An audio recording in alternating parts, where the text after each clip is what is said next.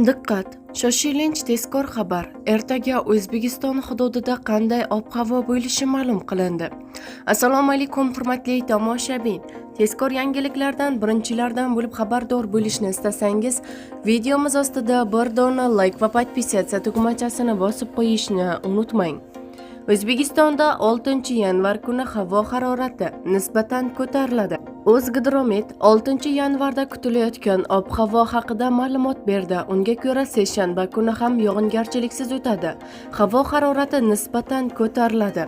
Toshkent shahrida yog'ingarchilik kutilmaydi. Kechasi va ertalab tuman tushishi mumkin.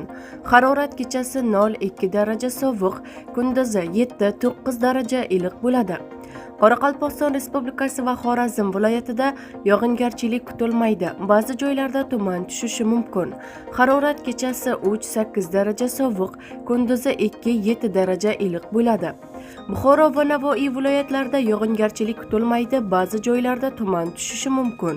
Harorat kechasi 0-5 daraja sovuq, kunduzi 5-10 daraja iliq bo'ladi.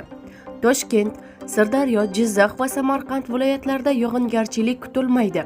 Ba'zi joylarda tuman tushadi. Harorat kechasi 3 daraja sovuq, -2 daraja iliq, kunduzi 5-10 daraja iliq bo'ladi. Qashqadaryo va Surxondaryo viloyatlarida yog'ingarchilik kutilmaydi. Harorat kechasi 2 daraja sovuq, -3 daraja iliq, kunduzi 6-11 daraja iliq bo'ladi.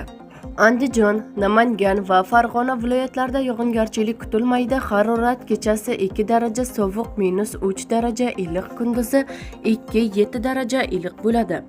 Respublikaning tog' oldi va tog'li hududlarida esa havo o'zgaruvchan bo'ladi, yog'ingarchilik kutilmaydi.